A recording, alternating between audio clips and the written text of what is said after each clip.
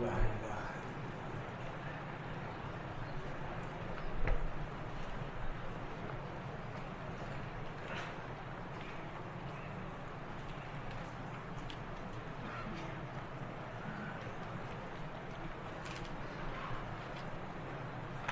تعلیم الرجل امته واهله. اس میں اگر آپ چاہیں تو چاروں باتوں کو ایک بات قرار دیں. بانگی ہے، اس سے صحبت کرتا ہے، اس کو تعلیم دی اور اچھی تربیت کی، اس کو آزاد کیا، پھر اس کو اپنے نکاح میں لے لیا. یہ چاروں باتیں مل کر ایک بات ہوئی. جب یہ چاروں باتیں متحقق ہوں گی تو دوہرا ثواب نہیں. ایک پائی گئی، دو پائی گئی نہیں. جب چاروں باتیں مکمل ہوں گی تو دوہرا ثواب نہیں. کس بات پر؟ چاروں باتوں پر. مگر چاروں باتوں پر دوہرا ثواب ملے گا اس وقت جب یہ چاروں باتیں مکمل ہو جائیں، چاروں مل کر یوں ایک بات ہو گئی.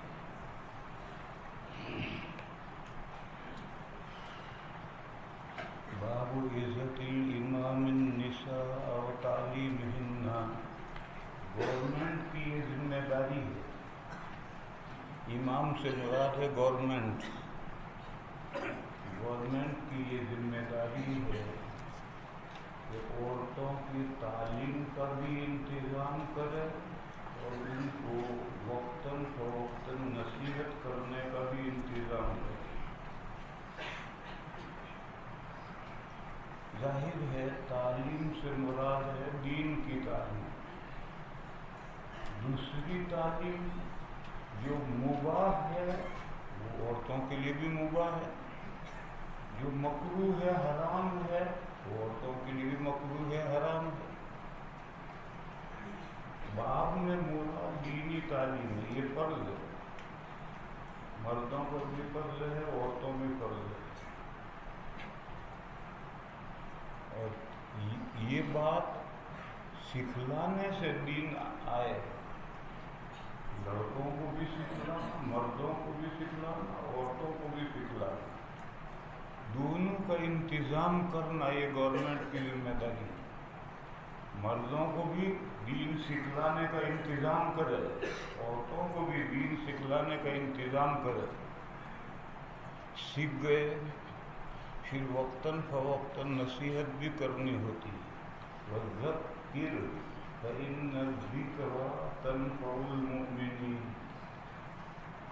نصیحت وقتاً فوقتاً نصیحت کرو.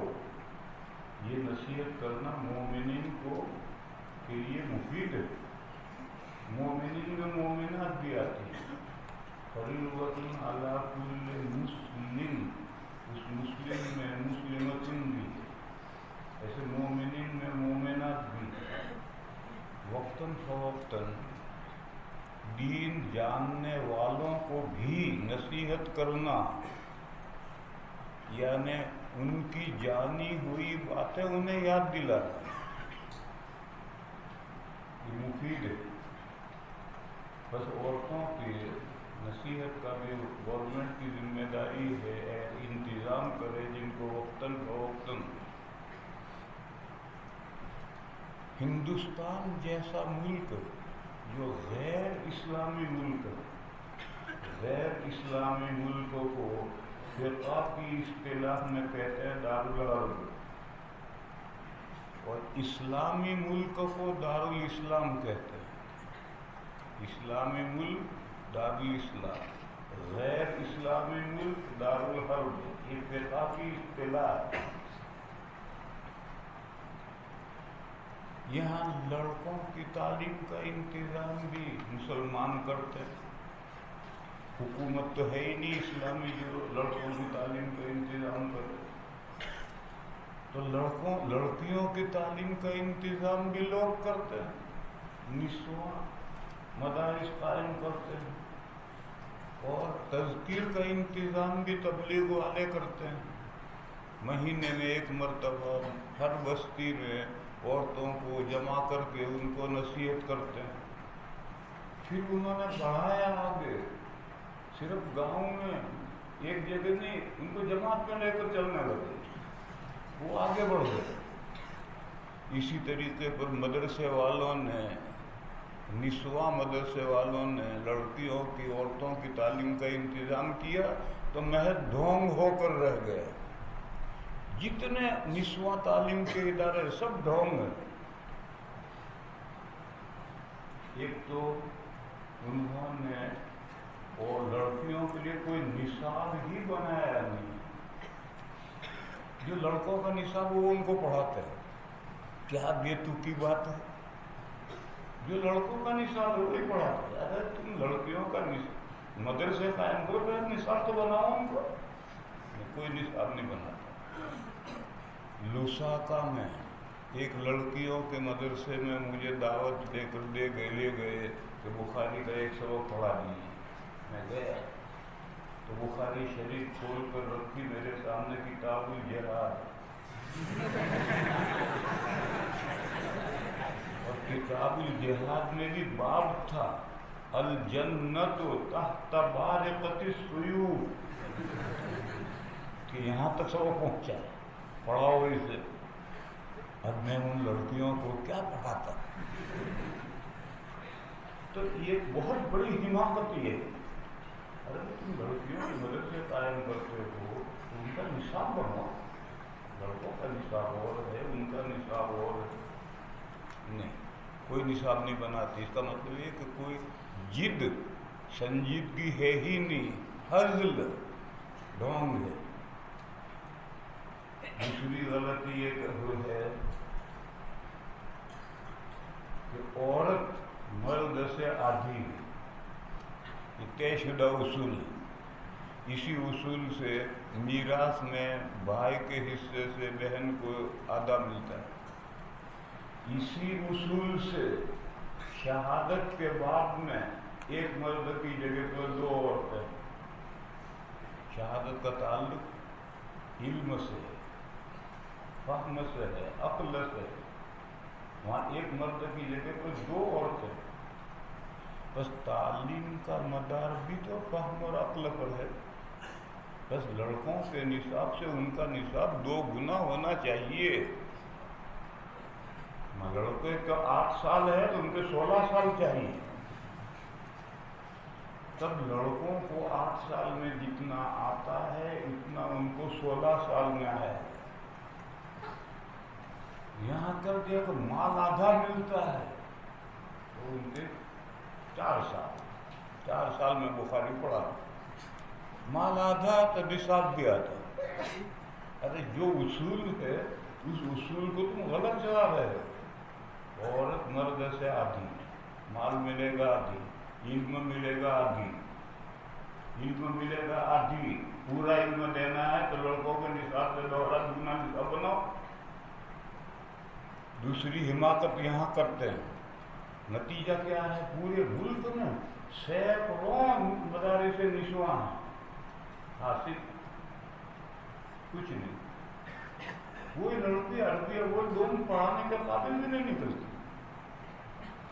کہاں سے نکلے گی؟ جب اس طرح سے ڈھونگ کرو گے تو پڑھانے کے قابل عورتیں کہاں سے نکلیں؟ اور مردوں کے ذریعے سے عورتوں کو پڑھانا اس تاریخ اسلام میں اس کی کوئی نظیر نہیں. عورتوں نے، امہات المومنین نے صحابہ کو پڑھایا ہے پسے پردہ، لیکن کسی صحابی نے بالغ عورتوں کو پڑھایا کوئی مثال نہیں.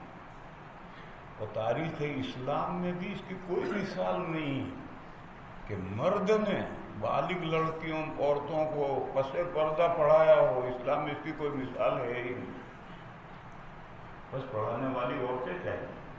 پھر پسے پردہ یا آدھی تعلیم، جیسے ٹیلی فون کی تعلیم آدھی ہے، پسے پردہ بھی آدھی تعلیم. تو نصاب ادا کر دیا پھر تعلیم آدھی. پوری تعلیم کب ہوگا؟ جب استاد شاگرد آمنے سامنے ہو. اور یہ بات اسی وقت ممکن ہے جب پڑھانے والی خواتین ہوں. تو آمنے سامنے پڑھائیں، مگر پڑھانے کے قابل خواتین بنے تو جو صورتحال مدارس نسواں کی چل رہی ہے اس میں تو قیامت کی صبح تک عورتیں اس قابل بننے کی ہی نہیں ہیں کہ وہ رو در رو لڑکیوں کو پڑھائیں، اس کی ایسی ابتدا کی عورتیں بننے کی ہی نہیں۔ اور گورنمنٹ انتظام کرے گی تو قاعدے سے انتظام کرے گی، ایسا ڈھونگ نہیں کرے گی۔ اور لڑکوں پر جو تعلیم کا انتظام ہے وہ بھی چند مدارس کو چھوڑ کر اکثر مدارس میں ڈھونگ ہے، اکثر مدارس عربیہ میں لڑکوں کی تعلیم کا ڈھونگ ہے۔ کیا دلیل ہے؟ دلیل یہ ہے کہ ہندوستان کے اس کونے سے اس کونے تک چلے جاؤ، ہر مدرسہ عربیہ دارالعلوم میں آپ کو ایسے نوجوان اساتذہ ملیں گے، کوئی ادھیڑ عمر کا یا بوڑھا استاد ہی نہیں ملے۔ بڑے بڑے چند مدارس کو چھوڑ دو، تاکہ سب مدارس پر نظر ڈالو، ایسے ہی نوجوان بچے اساتذہ پڑھا رہے ہیں جن کو بھی پڑھنا ہی نہیں آیا، یہ پڑھا رہے ہیں تو کیا پڑھائیں گے؟ نسل کو خراب کریں گے۔ پھر 10 سال اس نے پڑھایا، تنخواہ ہو گئی 8,000، 8,000 میں اس کا گھر نہیں چل رہا، تو اس نے پڑھانا چھوڑ دیا، کوئی اور کام پکڑ لی، تو محتمم جا کر اس کو لے آیا 6,000 میں، بہت خوش کہ 6,000 میں مدرس مل گئے۔ ارے وہ 10 سال پڑھا کر اور کچھ پڑھانا اسے آیا تھا، وہ تو گیا، اور اب یہ نیا فارغ آ گیا جس کو بھی پڑھنا ہی نہیں آیا۔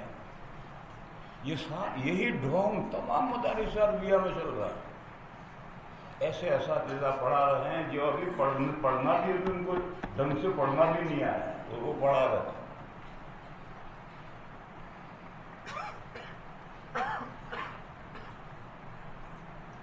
بہرحال یا اسلامی حکومت ہے، وہاں دینی تعلیم کا انتظام کرنا اور عورتوں کو وقتاً نصیحت کرنے گورنمنٹ کی ذمہ داری ہے۔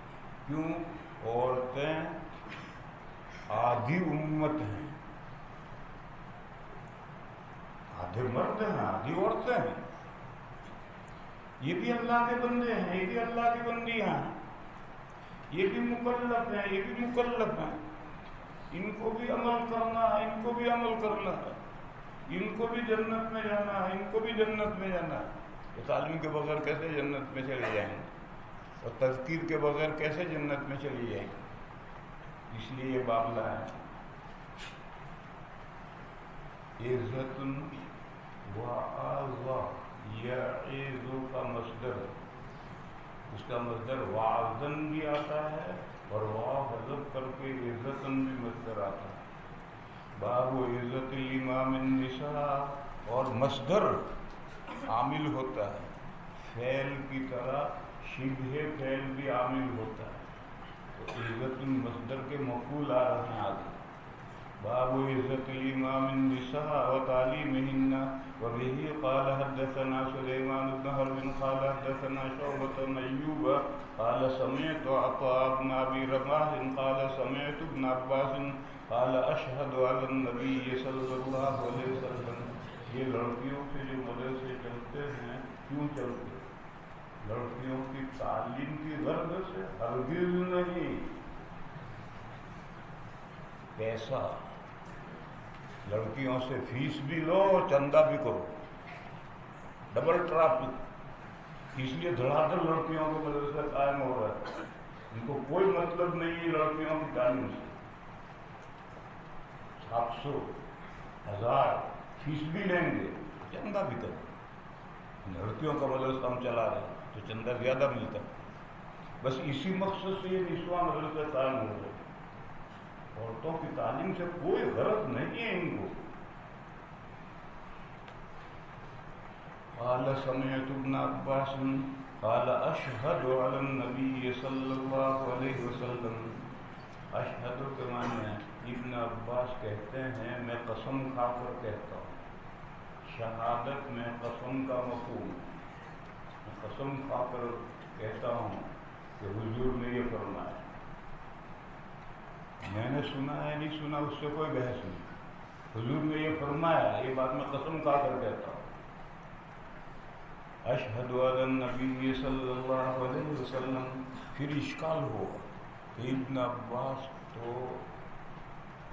انہوں نے تو حضور سے حدیث نہیں سنی. کہتے ہیں صرف 6 حدیثیں ابن عباس نے حضور سے سنی. باقی یہ جتنی حدیثیں وہ روایت کرتے ہیں وہ دوسرے صحابہ سے سنی ہوئی. پھر وہ کیسے کہیں اشہد علی النبی؟ تو دوسری روایت آئی کہ ابن عباس نے نہیں کہا، عطا نے کہا اشہد علی ابن عباس. اب کوئی اشکال نہیں رہا. او قال عطاء اشہد علی ابن عباس ان النبی صلی اللہ علیہ وسلم خرج. یہ عید الفطر کا یا عید الاضحیٰ کا واقعہ ہے. حضور نے عید کی نماز پڑھائی، خطبہ دیا. یہی وعظ ہے. پھر حضور عورتوں کی صفوں کے قریب گئے اور وہاں الگ وعظ کا. یہاں باب آیا، حضور نے عورتوں کے لیے الگ وعظ کہا. خرج معه بلال فظن انه لم يسمع النساء. حضور نے وعظ کہا تو حضور کو یہ خیال ہوا کہ میری بات عورتوں تک نہیں پہنچی. حضور نے عورتوں کو نہیں سنایا. فوعظهن وامرهن بصدقۃ. تو حضور ان کے پاس تشریف لے گئے، عورتوں کی صفوں کے پاس، اور وہاں جا کر حضور نے الگ خطبہ دیا. اس میں ان کو نصیحت بھی کی اور خاص طور پر خیرات کرنے کا حکم دیا. فجعلت المرأة تلقي القرط. بالی کان میں جو پہنتے ہیں وہ بالیاں عورتوں نے پیش کرنا شروع کیا، کانوں میں سے نکال کر. انگوٹھیاں انگلیوں میں سے، ہاتھوں میں سے نکال کر پیش کیا. حضرت بلال اپنے کپڑے میں اس چندے کو لے رہے ہیں. فجعلت المرأة، جعل افعال مقاربہ میں سے، عورتوں نے شروع کیا. فجعلت المرأة تلقي القرط والخاتم وبلال يأخذ في طرف ثوبه. وقال اسماعیل عن ایوب عن عطاء قال ابن عباس اشهد علی النبی صلی اللہ علیہ وسلم. اس کا کی تو کیا توجہ ہے؟ ابن عباس نے حضور سے یہ سنا نہیں ہے، اس کی کیا توجہ ہے؟ اس کی توجہ یہ ہے کہ ابن عباس کو حضور عید میں لے جاتے تھے ساتھ میں. بس اس عید میں ان کو حضور لے گئے ہیں اور یہ بات انہوں نے خود سنی ہے. اور علماء نے تو کہا ہے کہ 6 حدیثیں سنی، اس میں یہ 7ویں بڑھا دیجیے. کیا پریشانی ہے آپ کو؟ یہ ثابت ہے حضور عید میں لے جاتے تھے ابن عباس. بس اس عید میں وہ موجود ہیں، انہوں نے خود سنا ہے. اور یہ علماء نے کی رائے ہیں کہ 6 حدیثیں سنی، تو علماء کی رائے ہیں، اس میں 7ویں حدیث اور بڑھا دو. باب الحرص علی الحدیث. مدارس اسلامیہ عربیہ 6 علوم پڑھانے کے لیے قائم کیے گئے ہیں. قرآن کوئی علم نہیں، وہ تو تمام علوم کا سرچشمہ ہے. لیکن گن لو، قرآن، حدیث اور فقہ، اور تینوں کے اصول تفسیر، اصول حدیث اور اصول فقہ، یہ 6 فنون پڑھانے کے لیے مدارس اسلامیہ قائم کیے گئے. ان مدارس میں دیگر جو کچھ پڑھایا جاتا ہے وہ علوم عالیہ، حمزہ سے علوم عالیہ ہے. نحو ہو، صرف ہو، منطق ہو، فلسفہ ہو، الا ہو، بلا ہو، سب علوم عالیہ ہیں. مقصود نہیں، مقصود یہ 6 علوم.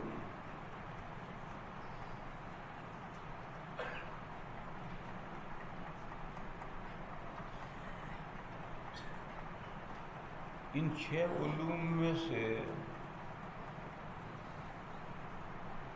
اب صورت حال یہ ہے، سب سے بڑا مدرسہ دارالعلوم دیوبند،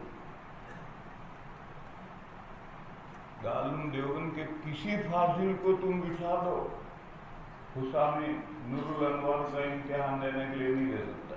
اتنا اصول فقہ اتنا کمزور، جتنا کمزور ہمارے طلباء کا اصول فقہ ہے اتنا کوئی فن کمزور نہیں، اتنا ہی کمزور اصول حدیث ہے۔ ایک کتاب پڑھی تھی وہی بھول گئے، اتنا ہی کمزور اصول تفسیر ہے، ایک کتاب حضور کو پڑھی تھی وہی بھول گئے۔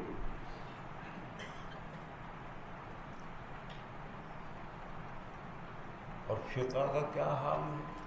کوئی موٹا سا مسئلہ پوچھو، وہ دارالفتہ کر کے مفتی بن کر آیا ہے، کوئی موٹا سا مسئلہ پوچھو بغلے جھانکے گا، وہ کہے گا میں مفتی تو ہوں مگر مسئلہ نہیں جانتا۔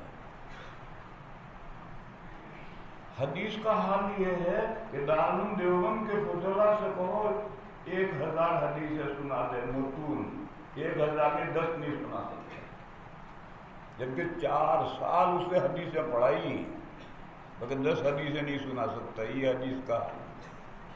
اور قرآن کریم کا حال یہ ہے کہ مظلوم ترین صحیفہ قرآن کریم ہے ہمارے مدرسوں میں۔ جلالین سے پہلے 1-2 ترجمے پڑھائے جب وہ نابالغ تھا، پھر جلالین میں 5-10 پارے پڑھائے، باتیں ورق گردانی کی، ہو گیا قرآن کا حق پورا ہو گیا۔ کوئی فاضل الا ماشاء اللہ، اس کے سامنے تم قرآن کھول کے رکھ دو کہ یہاں سے یہاں تک صرف ترجمہ کر کے بتا دے، ہمارا کوئی فاضل نہیں کر سکتا، یہاں سے 2 صفحے کا ترجمہ نہیں کر سکتا۔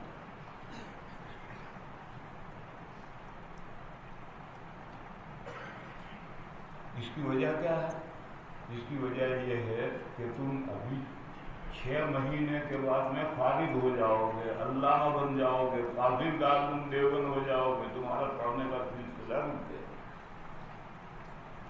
جبکہ مدارس اسلامیہ عربیہ میں تو پڑھنے کی استعداد بنائی جاتی ہے، اب اس استعداد سے تو تمہیں زندگی پر پڑھنا ہے، یہی 6 علوم پڑھنے ہیں،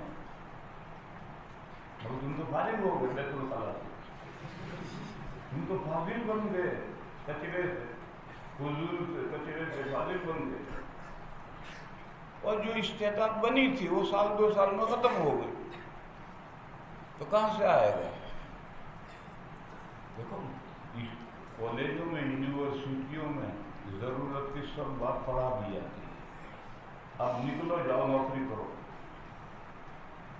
مدارس عربیہ میں پڑھایا نہیں جاتا، پڑھنے کی استعداد بنائی جاتی ہے۔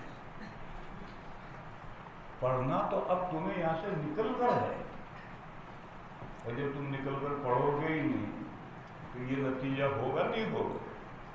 اس میں مدارس کا کوئی قصور نہیں، دارالعلوم دیوبند کا کوئی قصور نہیں ہے، قصور تمہارا ہے کہ تمہاری استعداد بنائی پڑھنے کی، مگر تم نے اس استعداد کو ضائع کر دیا، اس استعداد سے کوئی حاصل تم نے نہیں کیا، پڑھائی نہیں تم نے آگے، تو قرآن کا ترجمہ بھی نہیں کر سکو گے، 5 حدیثیں بھی نہیں جانو گے، 4 مسئلے بھی نہیں جانو گے۔ ورنہ اگر تم یہاں سے نکلنے کے بعد سب سے پہلے 2-3 مہینے میں تعلیم الاسلام کے 4 حصے رکھ لو تو آدھی شریعت کے مسئلے بتانے کا قابل بن جاؤ، 2-4 مہینے میں بھی سے زیور رکھ لو تو سارے مسئلے بتانے کے قابل ہو جاؤ، مگر تمہیں تو کچھ کرنا ہی نہیں، تم تو فارغ ہو گئے ہو، تم تو علامۃ الدہر بن گئے ہو۔ بس قصور دارالعلوم دیوبند کا نہیں ہے، قصور تمہارا ہے۔ قرآن کریم کو تمہیں ایک مرحلے تک پڑھا ہے، اب آگے مطالعہ کر کے پورا قرآن حل کرنا ہے تو تمہاری ذمہ داری ہے۔ سب اردو میں ترجمے موجود ہے، تفسیریں موجود ہیں، اور موجود ہونے سے کیا ہوتا ہے؟ تو کیڑوں کے کھانے کے لیے ہیں، تمہارے پڑھنے کے لیے نہیں، تو کہاں سے تم 2 سفے کا ترجمہ کر سکو گے؟ قصور سارا تمہارا ہے۔ اور یہ بنیادی نقطہ یاد رکھو، مدارس اسلامیہ عربیہ میں سب کچھ نہیں پڑھایا جاتا، یہ تو کالجوں میں یونیورسٹیوں میں سب کچھ پڑھایا جاتا ہے، اب جاؤ نوکری کو، اب پڑھنے کا کچھ نہیں رہا۔ ان مدارس میں تو پڑھنے کی استعداد بنائی جاتی ہے۔ اب اس استعداد سے آپ کو زندگی بھر پڑھنا ہے، تب آپ کو یہ 6 علوم آئیں گے، اس کے بغیر نہیں آئیں گے۔ اچھا، علوم میں جو عالیہ ہیں وہ نہیں پڑھنا، نحو، صرف، منطق یہ نہیں پڑھنا۔ یہ علوم عالیہ تو مدرسے میں پڑھا لیے، استعداد بنانے کے لیے ضروری ہیں، جتنے ضروری ہیں اتنے پڑھا دیے۔ اب تو یہ 6 علوم پڑھنا ہے تمہیں زندگی بھر، مگر تم تو پڑھتے ہی نہیں ہو۔ کیا دلیل؟ دلیل یہ کہ صرف انڈیا میں سے ہر سال کم از کم 5000 مدرسوں سے مولوی نکلتے ہیں، اور پورے ملک میں ڈھونڈ ڈھونڈ کر دارالعلوم تھک گیا، 32 سال سے ڈھونڈ رہا ہے، دارالعلوم کے قابل اساتذہ ہی نہیں۔ عربی اول میں لاتے ہیں اساتذہ، اوپر کے لیے اساتذہ ہی نہیں۔ کیوں نہیں ہے بھائی؟ کوئی پڑھتا ہی نہیں، پڑھتا ہی نہیں تو کہاں سے دارالعلوم کے قابل استاد بنے گا، ملے گا؟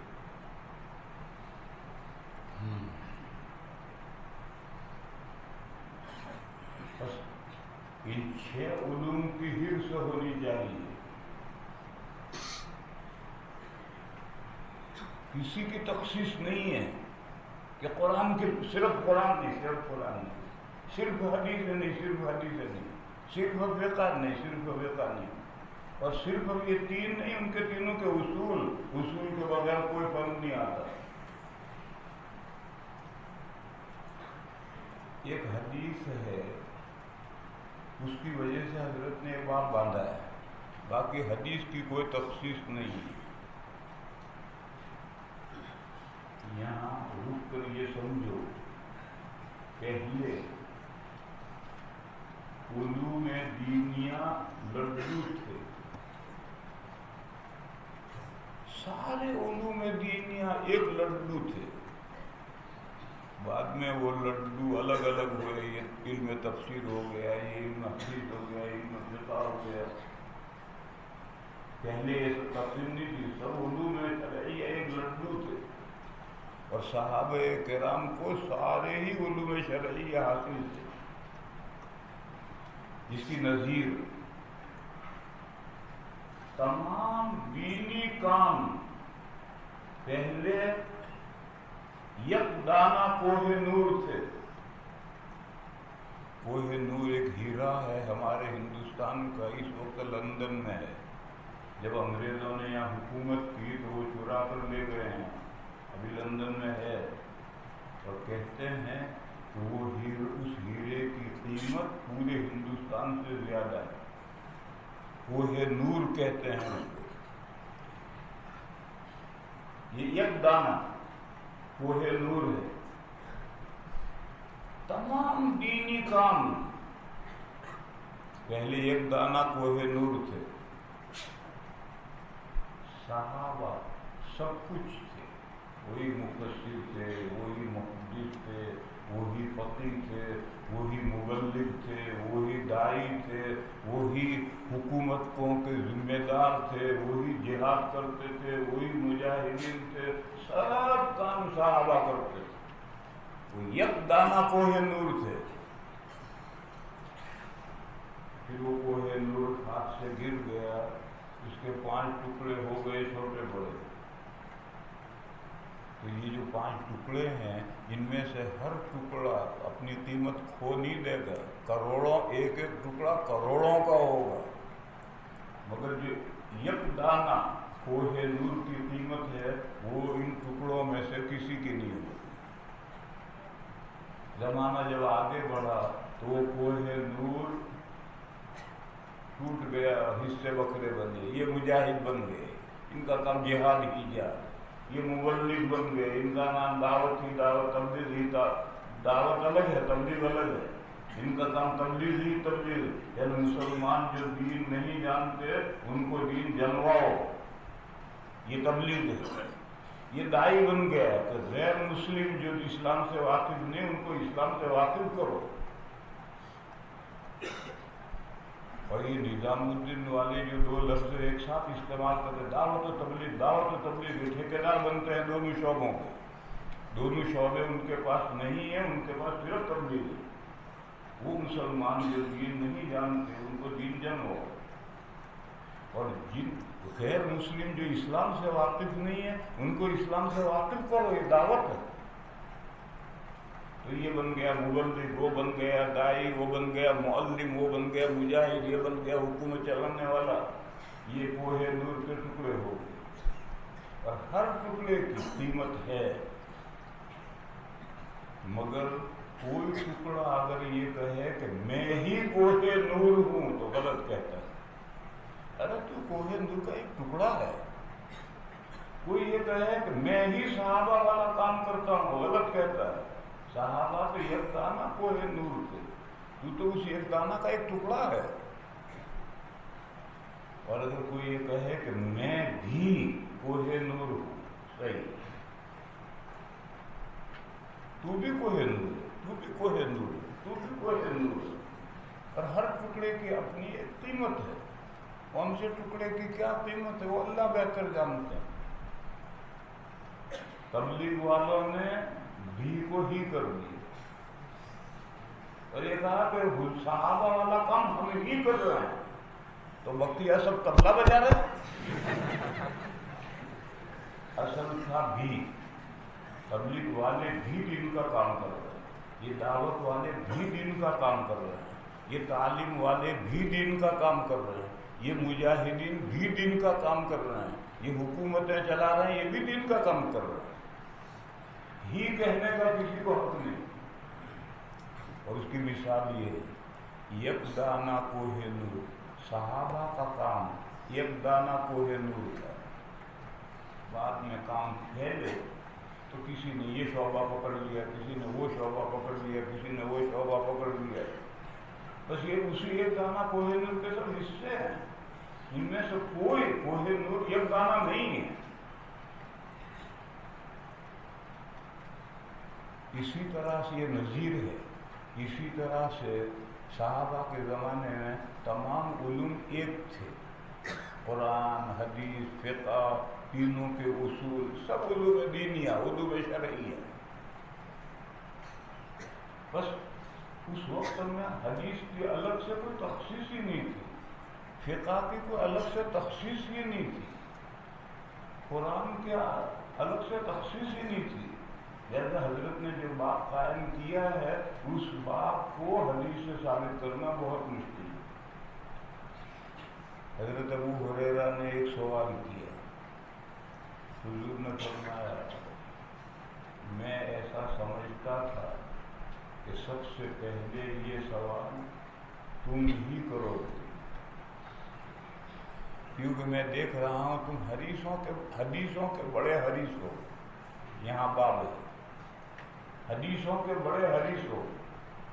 لیکن اس وقت میں تو حدیث قرآن کے ایک ساتھ تھے، اور حضرت نے بعد میں حدیث سے صرف حدیث مراد لی ہیں.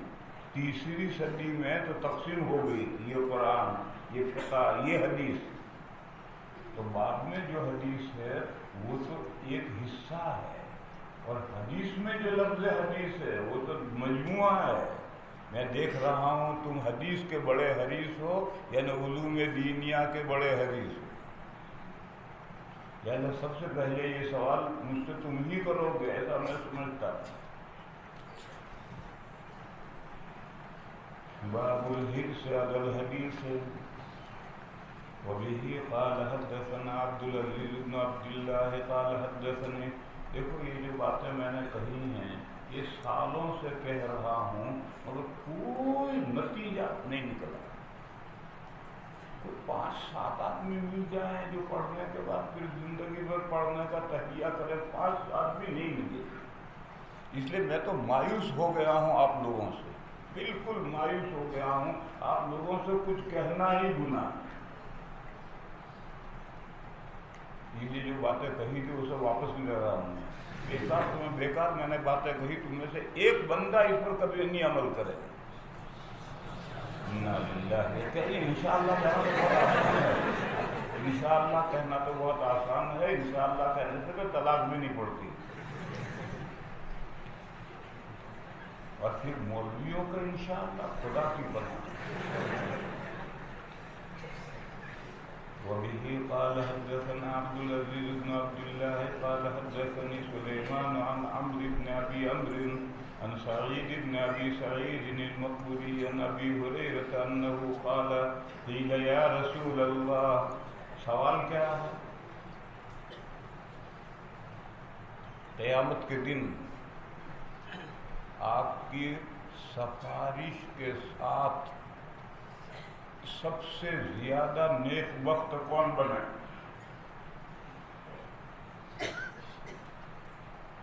قیامت کے دن آپ کی سفارش کے ساتھ سب سے زیادہ نیک وقت کون بنے گا؟ یعنی آپ کی سفارش کس کے حصے میں آئے گا؟ حضور نے فرمایا میں سمجھتا تھا کہ یہ سوال مجھ سے سب سے پہلے تم ہی کرو گے، کیونکہ تمہیں علوم دینیا کا بڑا شوق ہے۔ قیل یا رسول اللہ، یہ سوال حضرت ابو ہریرہ نے خود کیا ہے، مگر راوی اپنے آپ کو غائب کرتا ہے۔ قیل یا رسول اللہ من اسعد الناس، یہاں یاد رکھنا ہے اسعد اس میں تفضیل ہے، اس کو یاد رکھنا ہے۔ من اسعد الناس بشفاعتک یوم القیامت، قال رسول اللہ صلی اللہ علیہ وسلم لقد ظننت یا ابا ہریرہ الا یسألنی عن ھذا الحدیث، یہ حدیث کے بارے میں بات ہے، یہ بات مجھ سے سب سے پہلے تم پوچھو گے۔ عن ھذا الحدیث احد لا یسألنی عن ھذا الحدیث احد اول منک لما رأیت من حرصک علی الحدیث۔ ان سب جگہ حدیث کے عرفی معنی نہیں ہے، حضرت نے حدیث کے عرفی معنی لے کر باب قائم کر، یہ تو بات دینی بات ہے، اس میں تو قرآن حدیث فقہ سب کچھ آ گیا۔ پھر حضور نے جواب دیا، جس نے سچے دل سے کلمہ طیبہ پڑھا ہے وہ میری سفارش کے ساتھ زیادہ نیک وقت بنے گا، میری سفارش اسی کو حاصل ہو۔ اب ہو گیا اشکال، جس نے بھی سچے دل سے کلمہ طیبہ پڑھا ہے حضور کی سفارش اس کو پہنچے گی، یعنی ہر مومن کو پہنچے گی، اس کا مطلب یہ کہ ہر مومن کو پہنچے گی۔ تو حضور تو اسعد لفظ استعمال کر رہے ہیں، اس میں تفضیل استعمال کر رہے ہیں، اور سائل میں بھی اسعد لفظ اس میں تفضیل استعمال کر رہے ہیں۔ تو جب یہ اسعد ہے تو باقی کون بچا؟ غیر سعید کون بچا؟ کوئی بھی نہیں بچا۔ بس لامحالہ یہ توجہ کرنی پڑے گی کہ یہاں اسم تفضیل سادہ حالت میں ہے۔ تم انگریزی نہیں سمجھتے، وزن میں لفظ استعمال کرتا ہے، سادہ فورم میں ہے، فورم، مگر تم انگریزی نہیں سمجھتے، اس لیے میں نے سوچا کہ کیا لفظ استعمال کروں، سادہ لفظ ہے۔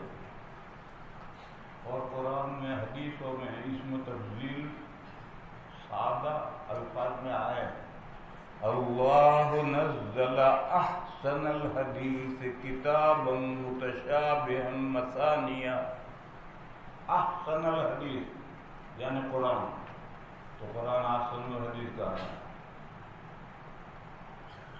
قرآن تو حسن الحدیث ہے، قرآن کی تو ہر بات کانٹے کے تو بری ہے، احسن کہنے کی کیا ضرورت ہے؟ غیر احسن کیا ہو؟ تو سارے مفسرین کہتے ہیں کہ احسن الحدیث حسن الحدیث کے معنی میں ہے۔ پھر حسن الحدیث کیوں نہیں کہا، احسن الحدیث کیوں کہا؟ اس میں نقطہ یہ ہے کہ قرآن کی ہر بات حسن نہیں احسن ہے. اس طرف اشارہ کرنے کے لیے حسن الحدیث کہنے کے بجائے احسن الحدیث کا. اسی طرح سے سعید نیک بخت، ہر مومن حضور کی سفارش کے ساتھ نیک بخت بنے گا، حاصل ہوگی اس کو سفارش. اور جس کو حضور کی سفارش حاصل ہو گئی اس کی تو 5 انگلیاں گھی میں، تو اسد ہو نہیں وہ. اس لیے اسد اس میں تبدیل استعمال کیا ہے، ورنہ مراد سادہ لفظ ہے کہ میری سفارش کے ساتھ ہر مومن جس نے اخلاص سے کلمہ پڑھا ہے وہ میری سفارش کے ساتھ نیک وقت بنے گا، یعنی میری سفارش کو حاصل ہوگی. مگر سعید سادہ لفظ کہنے کے بجائے اسعد اس لیے کہا کہ جب اس کو سفارش حضور کے حاصل ہو گئی تو اب وہ صرف سعید کہاں رہا، اس کی تو 5 انگلیاں گھی میں ہو گئی، اسعد ہو گیا. اس طرف اشارہ کرنے کے لیے اس میں تفضیل استعمال ہوا.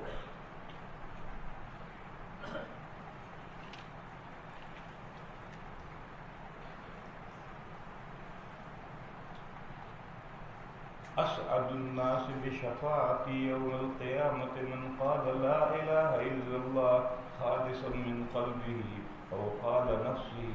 باب کیف یقبض العلم. بس اتنا باب ہے، علم کیسے سکڑ لیا جائے گا. یہ بات پہلے آئی علامات قیامت میں سے کہ یرفع العلم ویثبت الجہل. علم اٹھا لیا جائے گا اور جہالت جم جائے گی. اسی سلسلے کا یہ باب ہے، علم کیسے اٹھا لیا جائے. اس طرح اٹھا لیا جائے گا تو فضلہ پڑھنا ہی چھوڑ دیں گے، فارغ ہونے کے بعد میں پڑھنا چھوڑ دیں گے. ہم فارغ ہو گئے، ہم علامہ بن گئے. آتے 4 لفظ نہیں ہیں اور فاضل دارالعلوم دیوبند. نتیجے میں علم اٹھا لیا جائے. میں نے کہا کہ 32 سال سے دارالعلوم اساتذہ ملک میں ڈھونڈ رہا ہے، کہیں کوئی استاد نہیں ہے. 2-4 بڈھے تمہیں دوہرا پڑھانے والے ہیں، کل کو ہم نہیں رہیں گے، اس وقت کیا حال ہوگا اللہ جانے کیا حال ہوگا. آگے اساتذہ ہیں ہی نہیں ملک میں. یہ علم اٹھا لینے کی شکل ہے کہ فضل اللہ نے پڑھنا چھوڑ دیا، علم ختم. جو کچھ مدرسے میں پڑھا تھا وہ تو سال بھر میں بھول جاتا ہے.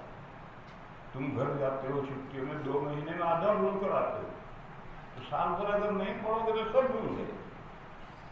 علم اٹھانے کی ایک شکل یہ. حضور نے اس کو یوں سمجھایا کہ علم جو سکیڑا جائے گا اس کی یہ صورت نہیں ہوگی کہ ایک بڑے حضرت تھے، رات کو سوئے صبح اٹھے تو جاہل، سب علم بھول گئے. ایسا نہیں. پھر کیا ہوگا؟ یقبض بقبض العلماء. علماء ایک کے بعد دیگرے اٹھا لیے جائیں گے. اب کوئی بڑا عالم رہا ہے اور دنیا کی گاڑی تو چلنی ہے، گاڑی تو رکنی نہیں ہے. تو پھر یہی جو جانتے ہی نہیں یہی اساتذہ بنیں گے، یہی مدرسین بنیں گے، یہی مفتی بنیں گے، یہی پڑھائیں گے اور بیڑا غرق کریں گے، یہی دارالافتاؤں میں بیٹھیں گے اور فتوے دیں گے، خود بھی گمراہ ہوں گے، دوسروں کو بھی گمراہ کریں گے. کیونکہ امت کی گاڑی تو چلتی رہی ہے، گاڑی رکنی نہیں ہے.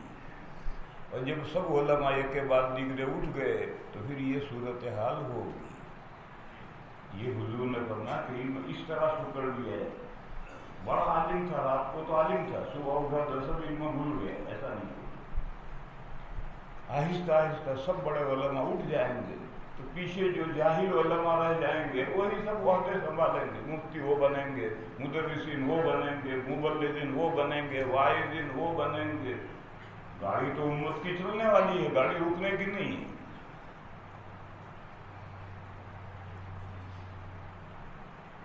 باب کیف یقبض العلم.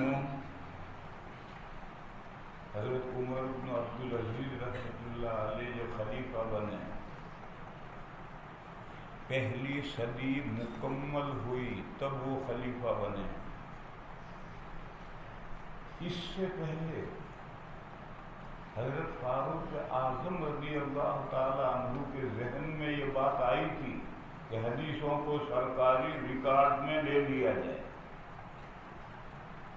اور سب نے مشورہ دیا، واہ واہ بہت اچھا پلان ہے، مگر خود حضرت عمر کو شرح صدر نہیں ہوا، اور حضرت نے استخارہ شروع کیا۔ یہاں تمہارے ذہن میں رہنا چاہیے، صدیق اکبر کی خلافت میں حضرت عمر ہی کے مشورے سے قرآن کو سرکاری ریکارڈ میں لیا ہے، اسی کو حضرت عثمان نے سرکاری ریکارڈ سے نکال کر امت کو سونپ دیا ہے۔ تو حضرت عمر ہی کے مشورے سے قرآن سرکاری ریکارڈ میں لیا گیا تھا تاکہ کوئی آیت ضائع نہ ہو۔ حضرت عمر کا جب دور خلافت آئے تو حضرت کے ذہن میں یہ بات آئی کہ حدیثیں بھی سرکاری ریکارڈ میں لے لی جائیں تاکہ کوئی حدیث ضائع نہ ہو۔ سب نے کہا وہ بہت بڑھیا کام ہے، مگر حضرت کو شرح صدر نہیں ہوا، استخارہ کیا، ایک مہینے تک مسلسل استخارہ کیا، پھر حضرت کو شرح صدر ہو گیا کہ اس حدیث سے مجھے سرکاری ریکارڈ میں نہیں لینی چاہیے۔ دیکھو ان کے مشورے سے قرآن تو سرکاری ریکارڈ میں لیا تھا، مگر اگر آج تک قرآن سرکاری ریکارڈ میں ہوتا تو قرآن ضائع ہو چکا ہوتا۔ یہ حکومت کے ریکارڈ کا کون حفاظت کرتا ہے؟ یہ تو اللہ جزائے خیر عطا فرمائے حضرت عثمان کو کہ انہوں نے سرکاری ریکارڈ سے نکال کر امت کو سونپ دیا، لو قرآن۔ حضور نے اپنے گھر میں لکھا ہوا قرآن رکھا ہی نہیں تھا۔ جب حضور کی وفات ہوئی تو کاتبین وحی جو قرآن لکھتے تھے وہ لکھا ہوا حضور کے گھر میں ایک صورت بھی نہیں تھی، سب لکھا ہوا صحابہ کو دے دیا تھا۔ کیوں دیا تھا؟ قرآن کے ذمہ دار امت ہے، گورنمنٹ نہیں ہے۔ جس چیز کی ذمہ دار گورنمنٹ ہو جاتی وہ ضائع ہو جاتی ہوئی، اور ساری امت جس چیز کی ذمہ دار ہوگی وہ انشاءاللہ ضائع نہیں ہوگی۔ تو حضور نے اپنے گھر میں قرآن نہیں رکھا تھا، حضور امیر المومنین تھے، حضور اپنے گھر میں قرآن رکھتے تو سرکاری ریکارڈ میں ہوتا، اور حضور نے صحابہ کو دے دیا تھا۔ اسی لیے جب حضرت عمر نے مشورہ دیا کہ آپ قرآن جمع کر لیجیے تو حضرت ابو بکر نے کہا عمر وہ کام میں کیسے کروں جو حضور نے نہیں کیا؟ تو حضرت عمر نے کہا اس میں خیر ہے۔ حضرت ابو بکر کا یہ جملہ کہ میں وہ کام کیسے کروں جو حضور نے نہیں کیا، وہ کون سا کام ہے جو حضور نے نہیں کیا؟ قرآن کو اور حضور نے سرکاری ریکارڈ میں نہیں رکھا، اب میں اسے سرکاری ریکارڈ میں کیسے لوں؟ تو خیر قرآن تو ضائع ہونے سے بچ گیا، کیوں؟ سرکاری ریکارڈ میں سے نکال کر امت کو حضرت عثمان نے سونپ دیا۔ لیکن حدیثیں اگر حضرت عمر کے زمانے میں سرکاری ریکارڈ میں لے لی جاتی تو حدیثیں ضائع ہو جاتی۔ جو بھی چیز سرکاری ریکارڈ میں، حکومتیں بدلتی رہتی ہیں، کوئی ہنجار خلیفہ آیا، کوئی نا ہنجار خلیفہ آیا، کسی خلیفہ کو اہتمام ہے کسی کو نہیں ہے، سرکاری ریکارڈ تو دماغ آ جاتی ہے۔ اور ایک مہینے کے استخارے کے بعد حضرت کو شرح صدر ہو گیا کہ مجھے حدیثیں سرکاری ریکارڈ میں نہیں لینی چاہیے۔ حضرت نے اپنی کمیٹی بلائی اور بلا کر کہا بھئی آپ لوگوں نے مشورہ دیا تھا کہ حدیثوں کو سرکاری ریکارڈ میں لے لیا جائے، مگر مجھے شرح صدر نہیں تھا، میں نے استخارہ شروع کیا تھا، اب مجھے شرح صدر ہو گیا کہ مجھے حدیث سرکاری ریکارڈ میں نہیں لینی چاہیے۔ شرح صدر کس بات پر ہوا؟ کوئی خواب دیکھا؟ نہیں۔ استخارے کے نتیجے میں خواب دیکھنا ضروری نہیں ہے۔ شرح صدر کے بہت سے اسباب بنتے ہیں۔ حضرت نے فرمایا مجھے یاد آیا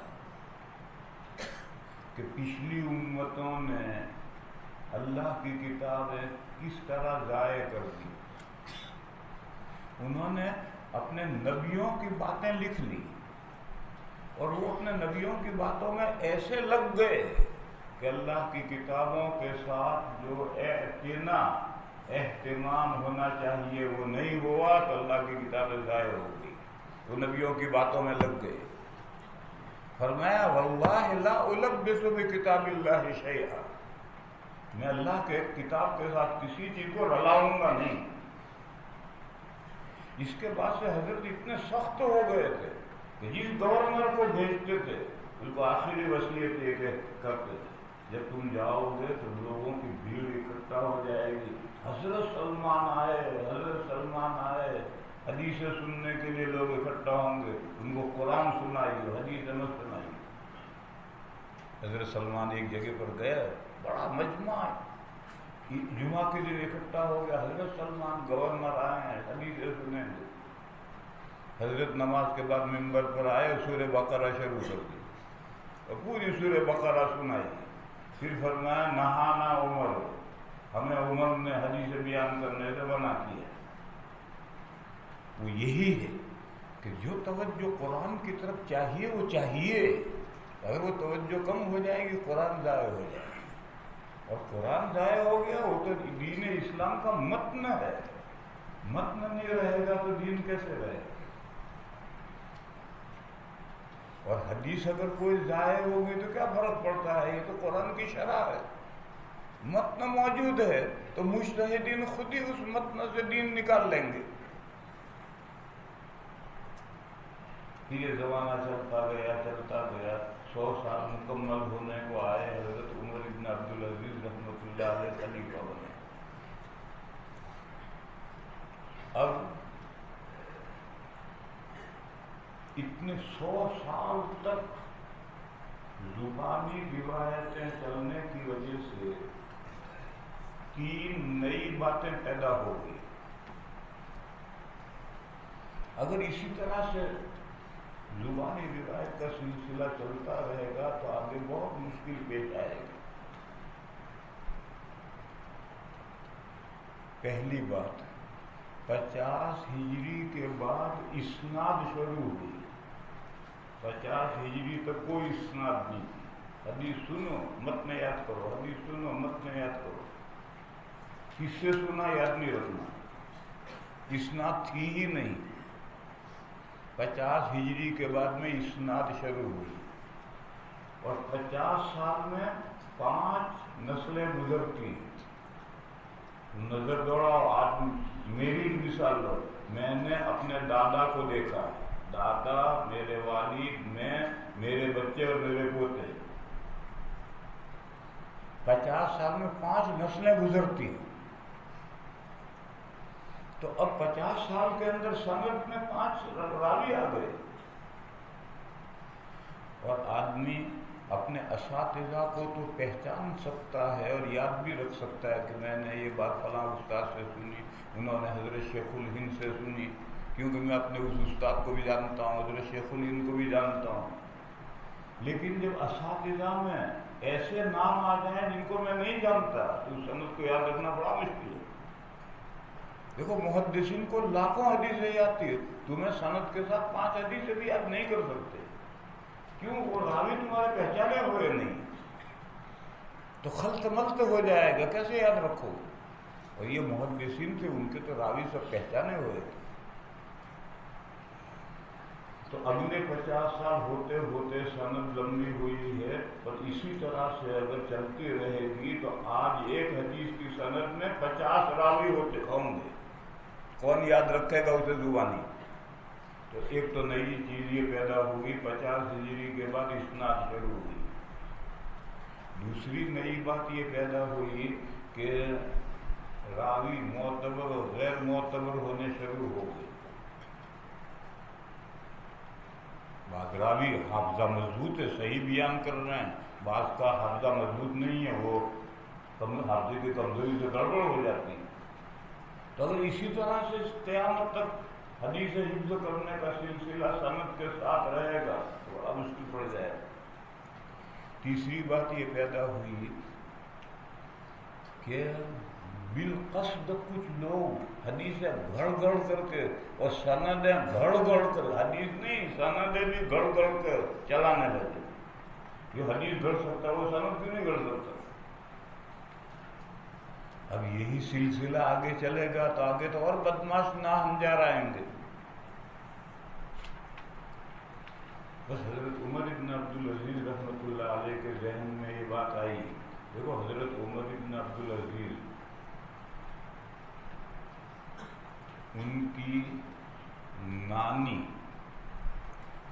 حضرت عاصم کی لڑکی ہیں، اور عاصم حضرت عمر کے صاحبزادے ہیں. حضرت عمر کے صاحبزادے، ان کی لڑکی نانی ہے حضرت عمر ابن عبدالعزیز کی. ان کے ذہن میں یہ خیال آیا کہ اب تو حدیثوں کو جمع کر لیا جائے، سرکاری ریکارڈ میں نہیں، سرکاری ریکارڈ میں نہیں، کتابی شکل میں جمع کر لیا جائے. دیکھو دو چیزیں الگ الگ ہیں، سرکاری ریکارڈ میں آئیں گی ضائع ہو جائیں گی، اور کتابوں میں جمع کر لی جائیں گی ضائع نہیں ہوں. تو حضرت کے ذہن میں یہ پلان آیا کہ حدیثیں کتابوں میں جمع کر، تدوین حدیث سرکاری ریکارڈ میں نہیں لینا. تدوین حدیث، حدیثوں کو مدون کتابی شکل میں کون کرے گا؟ تو حضرت عمر ابن عبدالعزیز رحمۃ اللہ علیہ کے ایک سبق کے ساتھی تھے، کلاس فیلو امام زہری، بڑے محدث تھے، اور وہ حضرت عمر ابن عبدالعزیز کے سبق کے ساتھی تھے. حدیثیں حاصل کرنے میں ساتھ ساتھ حدیثیں پڑھی تھی، اور وہ قریب تھے حضرت. ان کے ساتھ حضرت نے پلان بنایا کہ میں سارے ملک میں سے گورنروں کے ذریعے سے علاقہ والی حدیثیں جو بیان ہوتی ہیں وہ سب میں منگواتا ہوں. گورنر جمع کر کے بھیجیں گے، ان سب کو سامنے رکھ کر تم حدیث کو جمع کر کے کتاب تیار کر لو. یہ پلان ہو گیا. وہ دو چیزوں میں فرق کرو، سرکاری ریکارڈ میں نہیں لینا، اس میں شرح صدر نہیں ہوا تھا. اب تو مدون کرنا ہے کتابی شکل میں، جیسے قرآن آج مدون ہے. حضرت عثمان نے قرآن مدون کر کے تو لوگوں کو سونپا ہے. تو حدیث مدون کر لے امت تو ضائع ہونے کا کوئی اندیشہ نہیں. سرکاری ریکارڈ میں چلی جائیں تو ضائع ہونے کا اندیشہ. چنانچہ حضرت عمر ابن عبدالعزیز رحمۃ اللہ علیہ نے ہر بڑے شہر کے گورنر کو گشتی فرمان جاری کیا.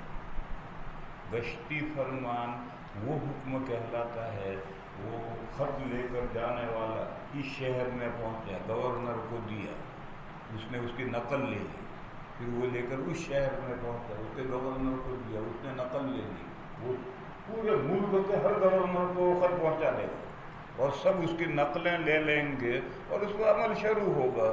تو گشتی فرمان جاری کیا. اس میں لکھا کہ تمہارے علاقے میں جو جو حدیثیں بیان کی جاتی ہیں وہ سب جمع کر کے لکھ کر کے پائے تخت میں بھیجو. یہاں پلان یہ ہے وہ آئیں گی تو امام زہری کو دے دی جائیں گی، وہ مدون کرے.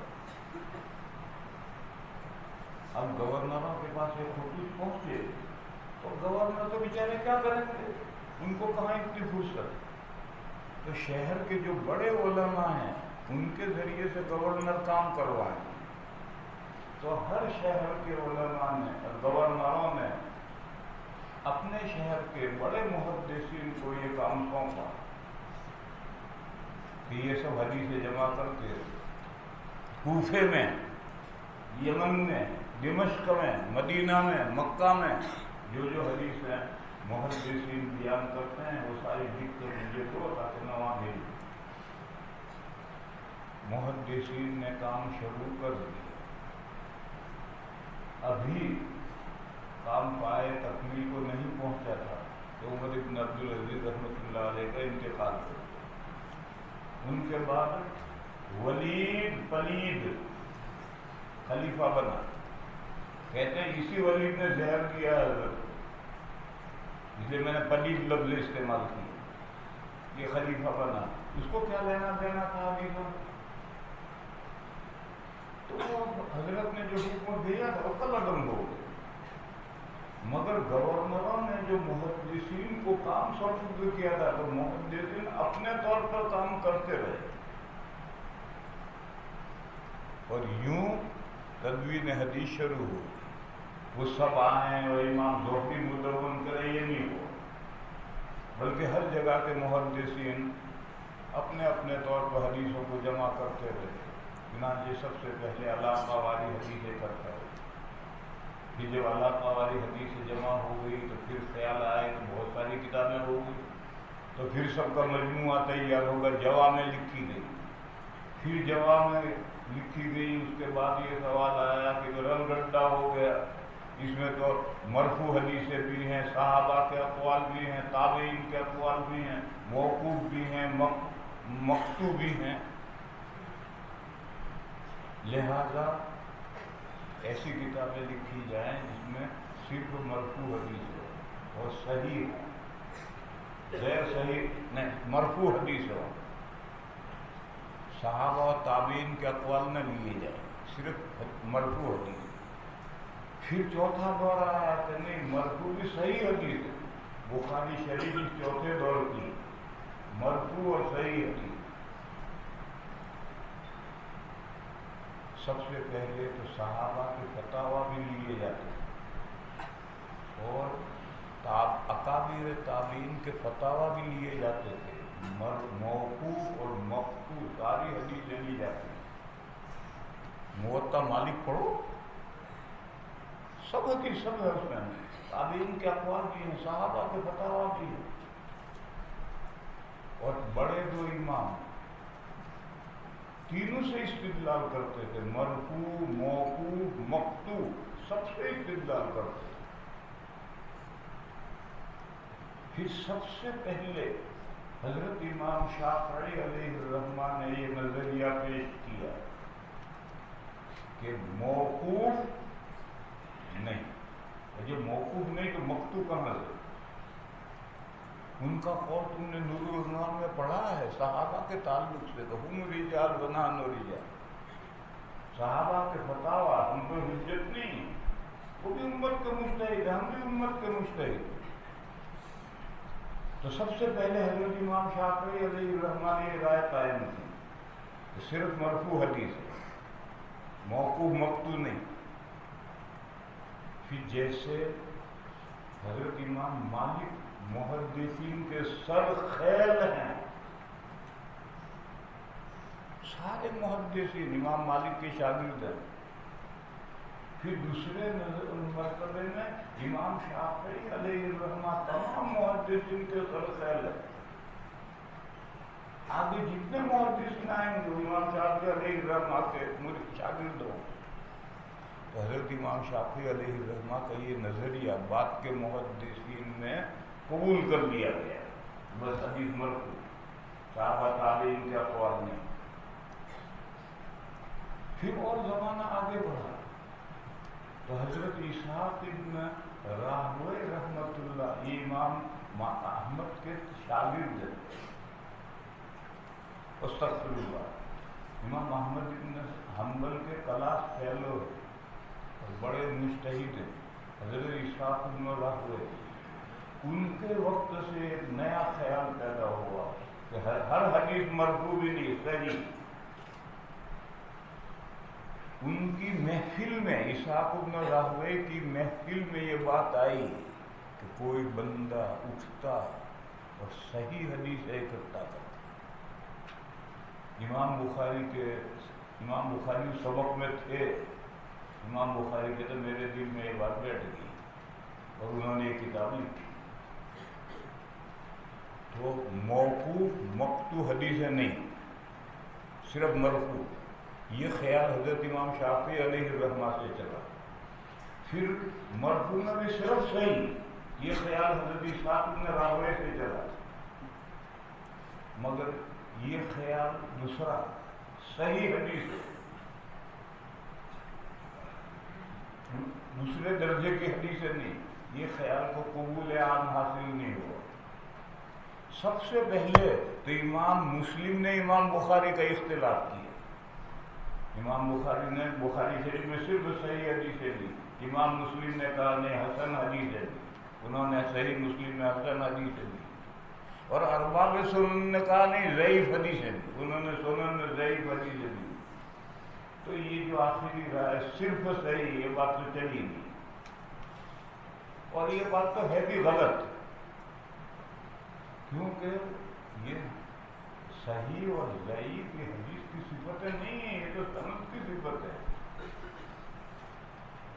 اور سند اگر ضعیف ہے تو متن بھی ضعیف ہے، ایسا کوئی ضروری نہیں۔ سند ضعیف ہے، متن صحیح، اور سند اعلیٰ درجے کی ہے تو ضروری نہیں کہ متن صحیح ہو، متن بڑھا ہوا بھی ہو سکتا ہے، اور سند اعلیٰ درجے کی بھی بڑھی ہوئی ہے۔ بس صحیح اور ضعیف پر سارا سندوں پر مدار رکھ لینا یہ غلط۔ کہ یہ ہوا کہ ضعیف حدیثیں بھی صحیح کے ساتھ لکھی جائیں، مسئلے میں سب سے پہلے صحیح حدیث تلاش کی جائے، وہ اگر ہے تو ضعیف نہ لی جائے، لیکن اگر کسی مسئلے میں صحیح حدیث ہے ہی نہیں تو پھر ضعیف حدیث سے استدلال کیا جائے۔ یہ تو اب 24ویں صدی میں البانی آیا، باولا بے وقوف، اس نے تمام کتابوں میں سے ضعیف حدیثیں نکال کر الگ کر لیتا، چلو غنیمت تھا، نہیں نکال کر کے موضوع کے ساتھ کر دیا، اور اب سارے عرب نوجوانوں کا یہ ذہن بن گیا، آدھا حدیث ضعیف یعنی موضوع، یہ ذہن بن گئے۔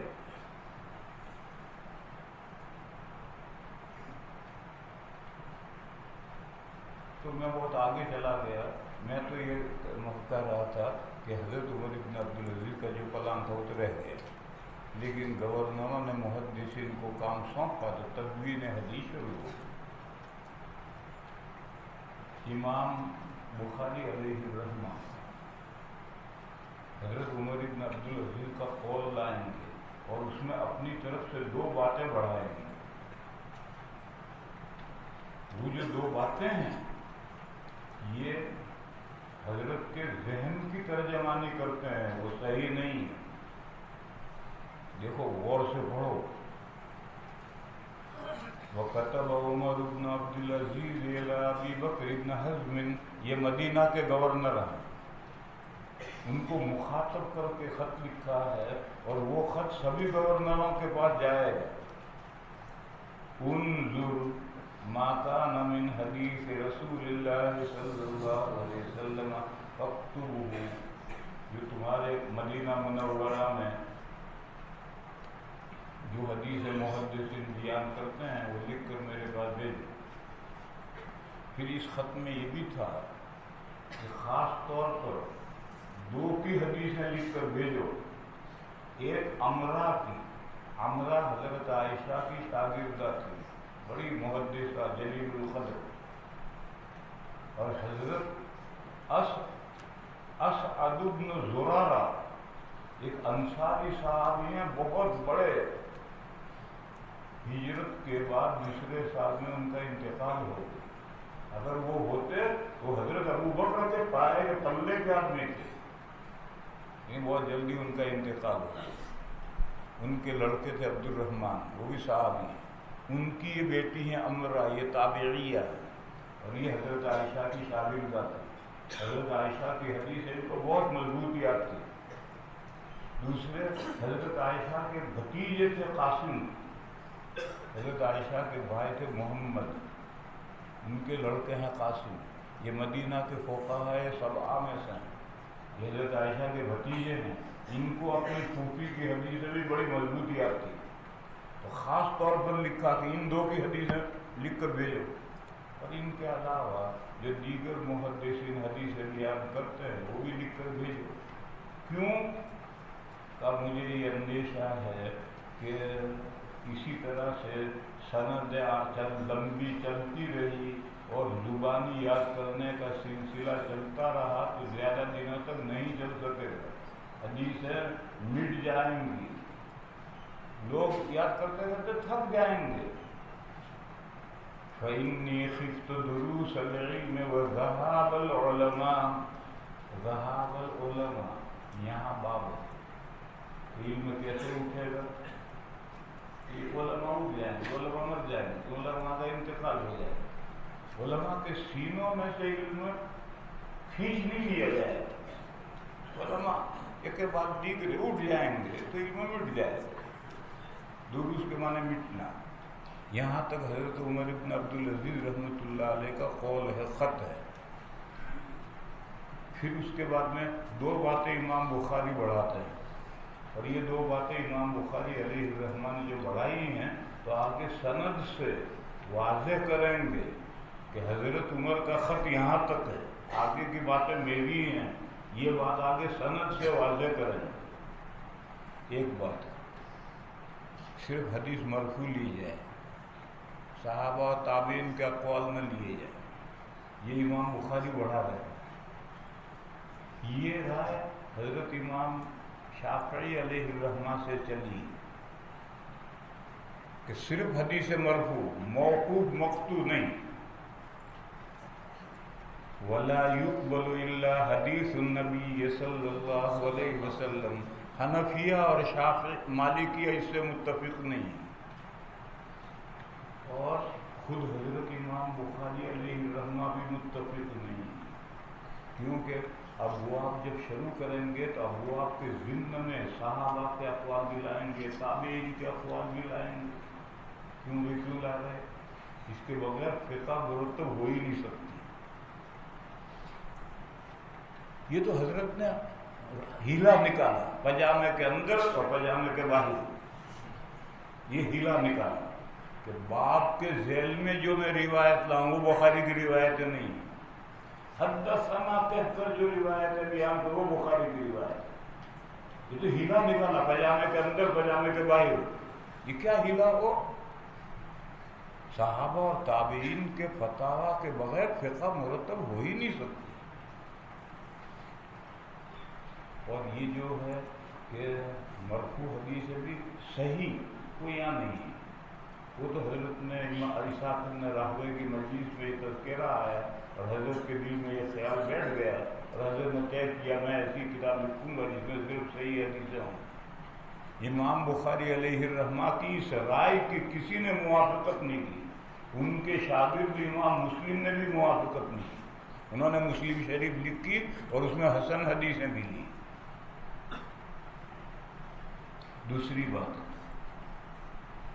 علماء کی ذمہ داری ہے کہ وہ علم پھیلائے، افشا باب افعال، اس سے امر، ولیفشو، اور چاہیے کہ پھیلائیں وہ علم کو، ولیجلسو، اور چاہیے کہ بیٹھیں وہ، یعنی سبق کا حلقہ قائم کریں، بیٹھیں وہ یعنی سبق کا حلقہ قائم کریں، حتی یعلم ما لا یعلم، یہاں تک کہ سیکھ جائے وہ شخص جو نہیں جانتا۔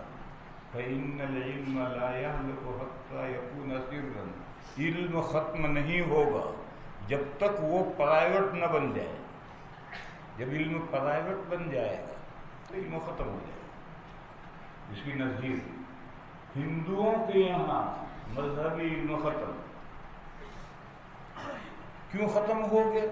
انہوں نے اس کو پرائیویٹ کر دیا۔ برہمن ہی ویدیں پڑھ سکتا ہے، برہمن کے علاوہ ویدوں کو کوئی نہیں پڑھ سکتا۔ اگر غیر برہمن کے کان میں وید کی آواز بھی پڑ جائے تو سیسا پگھال کر ڈالو اس میں، برہمن کے علاوہ کوئی نہیں پڑھ سکتا ویدوں کو۔ اب برہمن ٹھیکیدار ہو گئے، آہستہ آہستہ برہموں نے بھی پڑھنا چھوڑ دی، تو آج ویدوں کا جاننے والا کوئی ہے ہی نہیں۔ تمام ہندوؤں میں ویدوں کا جاننے والا کوئی رہا ہی نہیں، تو ان کے مذہب کا علم پرائیویٹ بن گیا، صرف برہمن پڑھیں تو ظاہر ہلاک ہو گیا، علم ختم ہو گیا۔ جب بھی علم پرائیویٹ ہو جائے گا تو ختم ہو جائے گا۔ بس اسی طرح سے علماء کو چاہیے کہ وہ اپنے مجلس سے بنائیں، حلقے بنائیں، بیٹھیں، پڑھائیں،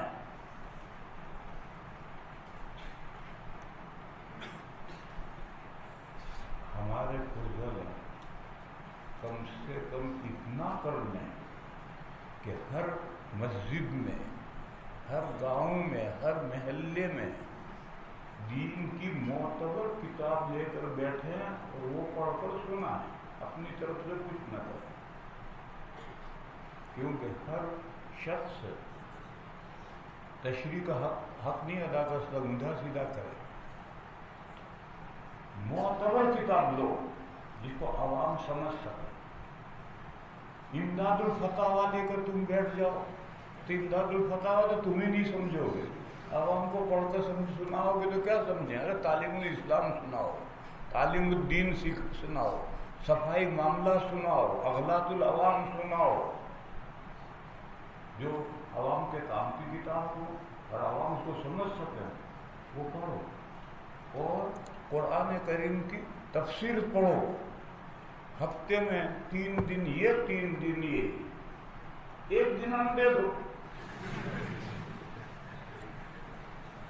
ایسی معتبر تفسیر جو آسان ہو، مختصر ہو، وہ لے کر بیٹھو، قرآن کریم کے آیتیں تلاوتیں کرو، بڑے خوبصورت لہجے میں آیتیں پڑھ کر اس کا ترجمہ اور تفسیر جو چھپی ہوئی وہ پڑھ کر سناؤ، بس اور کچھ نہیں کرو۔ اتنا کر لیں تو بسا غنیمت کایا پلٹ جائے۔ ہمارے فضلاء کو تو کچھ کرنا ہی نہیں، بیڑی پینے میں بڑے ماہر ہیں، چوراہے پر بیٹھے رہنے میں اور نماز جماعت سے نہ پڑھنے کے بڑے ماہر ہیں۔ جماعت سے نماز نہیں پڑھیں گے، چوراہے پر بیٹھے رہیں گے، بیڑی پیتے رہیں گے، اس کے بڑے ماہر۔ اتنا ہی تو کم سے کم کام کر دو، کچھ مت پڑھو۔ ایک دینی کتاب جو لوگوں کے فائدے کی ہو اور ایک آسان تفسیر جو لوگوں کے فائدے کی ہو، 3 دن یہ سناؤ اور 3 دن یہ سناؤ، اپنی طرف سے کچھ نہ کرو، جو کچھ لکھا ہے وہ پڑھ کے سنا دو، اور ایسی کتاب سناؤ کہ جس میں لوگ خود ہی سمجھ جائیں، ان کو پوچھنا نہ پڑے کہ کیا مطلب، نہ پوچھنا پڑے، ایسی واضح تفسیر سناؤ، ایسی واضح کتاب سناؤ تو لوگ خود ہی سمجھ جائیں۔ اتنا ہی کر لیں تو غنیمت ہے، مگر کیا کرے، کوئی کچھ کرنا ہی نہیں چاہتا۔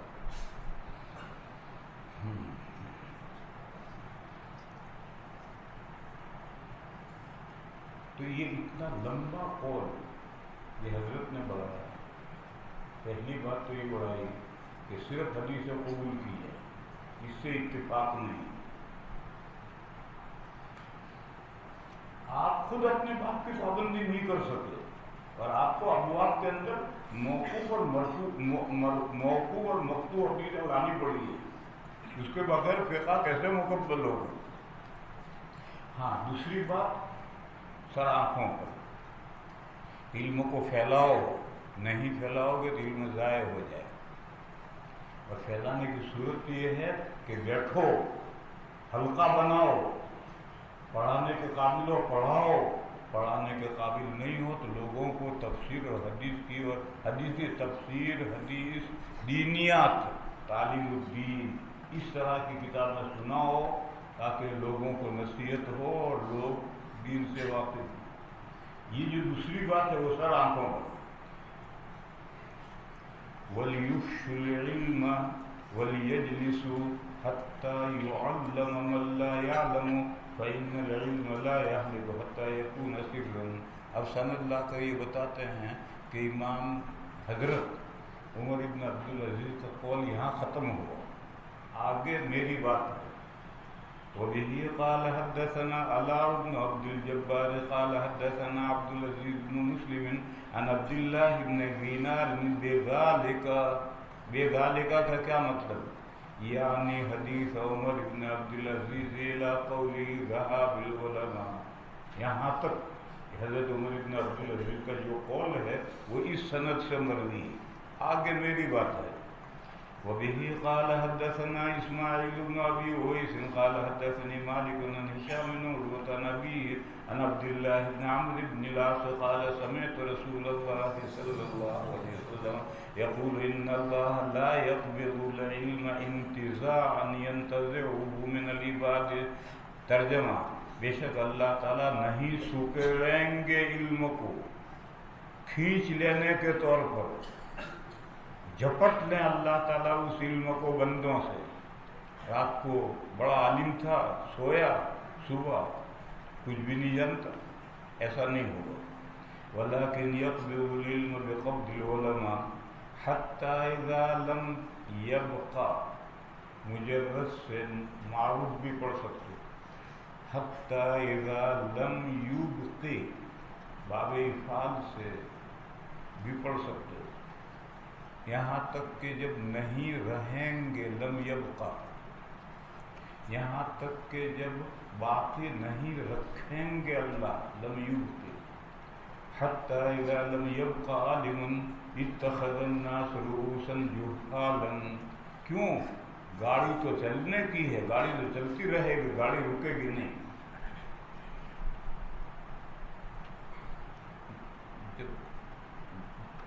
دین کا صحیح جاننے والے نہیں ہوں گے تو یہ جو دین کے ناقص جاننے والے ہیں یہی وہ مدرسین بنیں گے, یہی مفتی بنیں گے, یہی مبلغ بنیں گے, یہی وائز بنیں گے.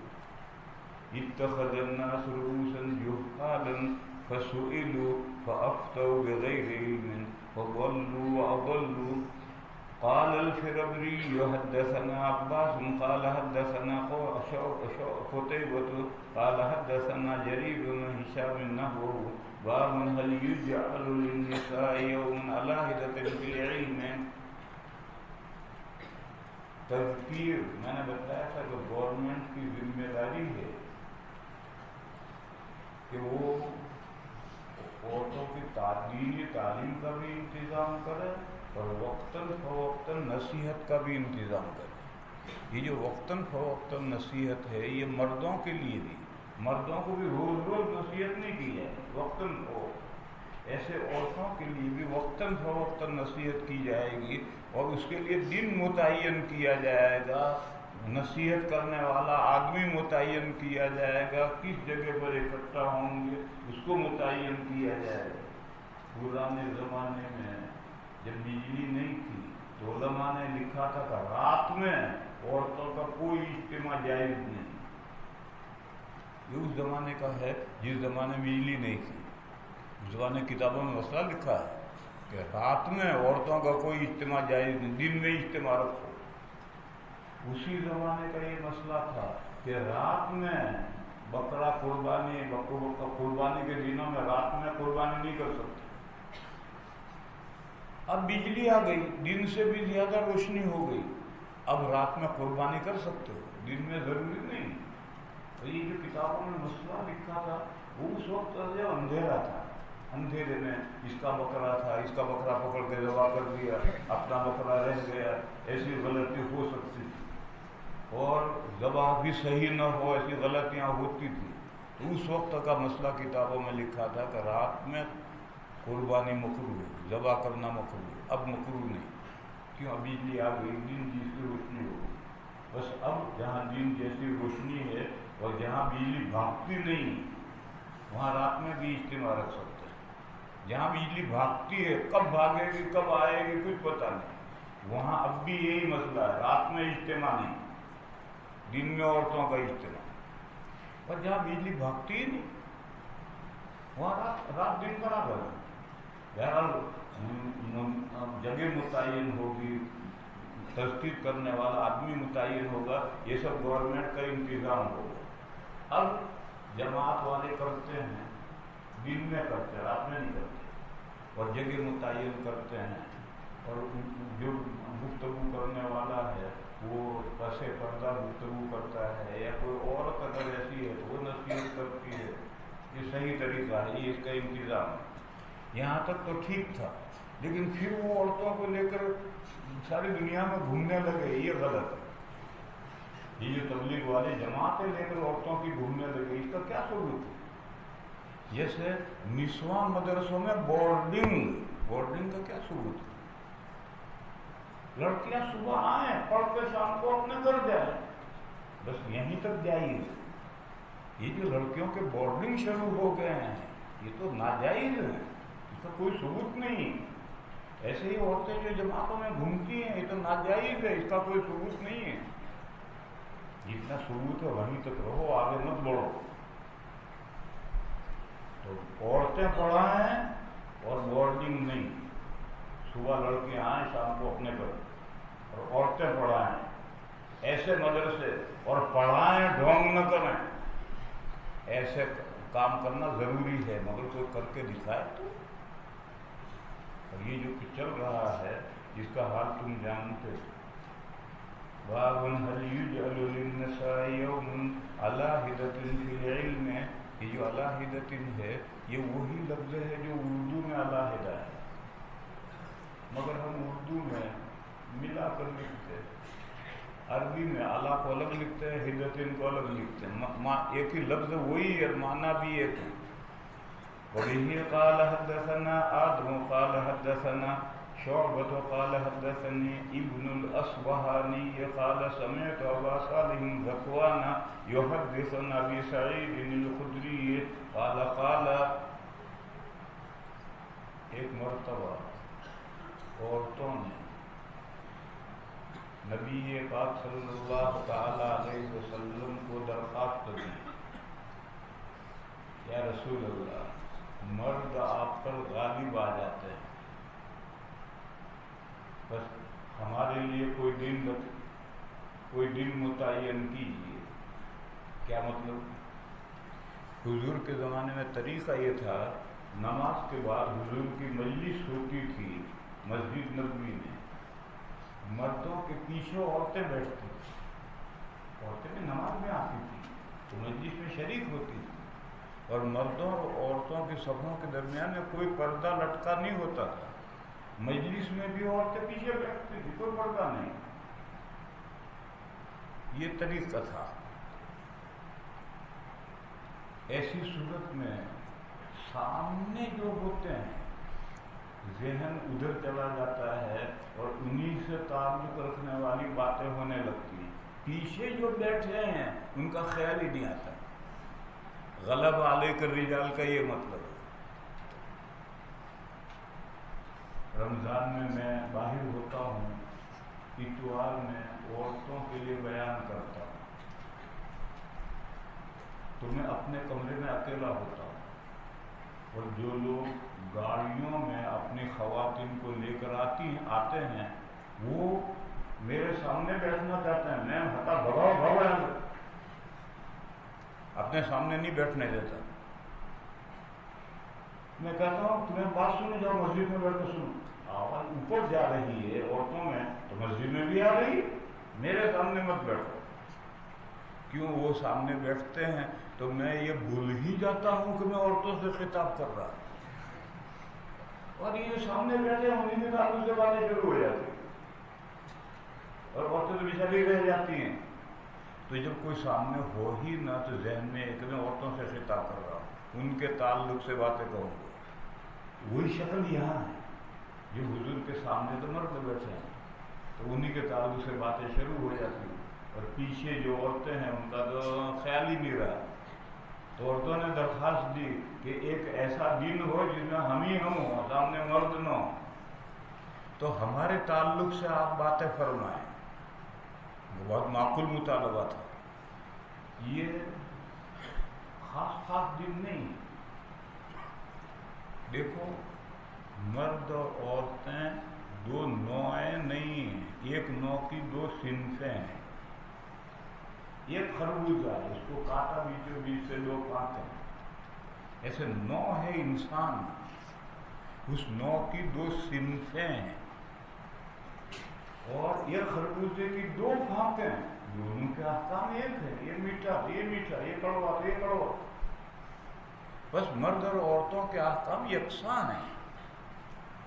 ہاں جو صنفی احکام ہیں وہ 1% ہیں، عورتوں کو حیض آتا ہے، یہ ہوتا ہے وہ ہوتا ہے، 1% ہیں، جو عورتوں کے مسئلے الگ ہیں مردوں کے الگ ہیں، وہ 1% بھی نہیں ہے، باقی 99% احکام تو مردوں کے عورتوں کے ایک ہیں، عقیدے ایک ہیں، اعمال ایک ہیں، نماز پڑھنے کے طریقے ایک ہیں، سب کچھ ایک ہے، اور کوئی 1% احکام صنفی الگ ہے۔ بس ایسی صورت میں مہینے میں ایک دن 2 दिन अगर औरतों के लिए कर लिए जाएं कोई हर्ज नहीं। बाकी दिनों में वो मदरसे का जो जलसा होता है उसी में औरतें भी आकर बैठेंगी, बयान सुनेंगी, या और जो जलसा उन मर्दों के लिए वाज कहेंगे उसी में औरतें भी सुनेंगी। दोनों का बयान मुश्तरक है और 1% के लिए उनका बयान अलग रखा जाए। तो हुजूर ने उनकी दरख्वास्त मान करके उनका बयान के लिए एक दिन मुतय्यन कर दिया कि खुला दिन, खुला जगह तुम सब इकट्ठा हो जाइए। मस्जिद नबी में नहीं बुलाया। क्यों? मस्जिद नबी में बुलाया तो मर्द भी आ जाएंगे। जैसे मेरे साथ पेश आता है, अपनी ख़वातीन को गाड़ी में लेकर आते हैं तो वो मर्द भी कहाँ जाए, वो आकर मेरे सामने बैठ जाता है। मैं तो बाबा जाओ मस्जिद में बैठ कर सुनो। इसलिए कोई घर मुतय्यन किया तो फला घर में तुम सब इकट्ठा हो जाइए, वहाँ मर्द नहीं आएंगे। अब वहाँ हुजूर तशरीफ ले आकर सिर्फ औरतों से खिताब करें। क़ाल अन्निसाउ लिन्नबी सल्लल्लाहु अलैहि वसल्लम। तालिब इल्म कहता है कि अन्निसाउ को मुअन्नस से क़ाल मुज़क्कर कैसे आया? जवाब है कि गैलरी में क़ालत है, तुझे इश्काल है तो गैलरी वाला लफ्ज़ ले ले।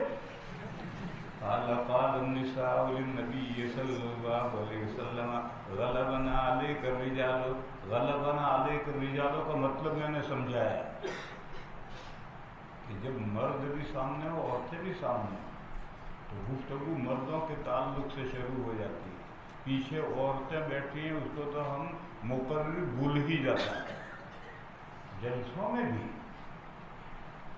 मालूम है कि आधा पिंडाल औरतों का है, मगर मुकर्रिर तकरीर करेगा तो मर्दों के ताल्लुक से करेगा, औरतों को भूल ही जाएगा।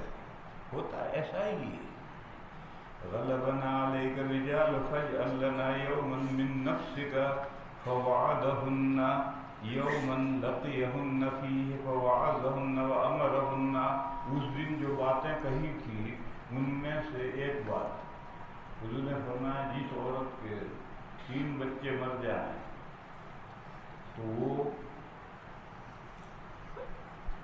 उस माँ के लिए जहन्नम से आड़ बन जाएंगे 3 बच्चे।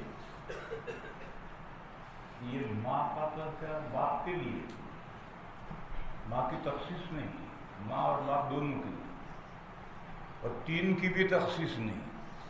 पूछा 2 तो हुजूर ने फरमाया 2 भी आड़ बनेंगे। फिर 3 1 के बारे में नहीं पूछा, एक भी आड़ बनेंगे, मगर 2 शर्तें हैं। एक शर्त तो है नाबालिग मरा। आगे हज़रत अबू हुरैरा की हदीस आ रही है, उसमें लफ्ज़ आ रहा लम यबलुगिल हुन्सा, बुलूग को नहीं पहुंचा, नाबालिग बच्चे मरे, उसके लिए सवाब है। दूसरी शर्त है अस्सब्र इंद सदमतिल ऊला, जब मुसीबत दिल से टकराए उस वक्त सब्र करे, जज़ा क़ज़ा न करे, आंसू बने, कोई हर्ज नहीं। ये 2 शर्तें पाई जाएंगी तब ये फजीलत है। क्योंकि रो धो करके हफ्ते के बाद तो हर औरत को सब्र आ जाता है, बाद चंदे हर किसी को सब्र आ जाता है, ये काफी। इंद सदमतिल ऊला, जिस वक्त दिल से मुसीबत टकराए उस वक्त हिम्मत रखे और सब्र से काम ले। ये 2 शर्तें पाई जाए तो ये फजीलत है। फकान फीमा क़ाल लहुन्ना मा मिनकुन्ना इम्रअतुन तुक़द्दिमु सलासतन मिन वलदिहा इल्ला कान लहा हिजाबुन मिनन नार। फ़क़ालत इम्रअतुन वस्नैन फ़क़ाल वस्नैन वबिही क़ाल हद्दसना मुहम्मद बिन बशार क़ाल हद्दसना गुंदर क़ाल हद्दसना शुअबा अब्दुर्रहमान इब्न इसबहानी अन ज़कवान अन अबी सईद अन नबी सल्लल्लाहु अलैहि वसल्लम बिहादा व अन अब्दुर्रहमान इब्न इसबहानी क़ाल समिअतु अबा हाज़िम अन अबी हुरैरा क़ाल सलासतुन लम यब्लुगुल इंसान। ला इलाहा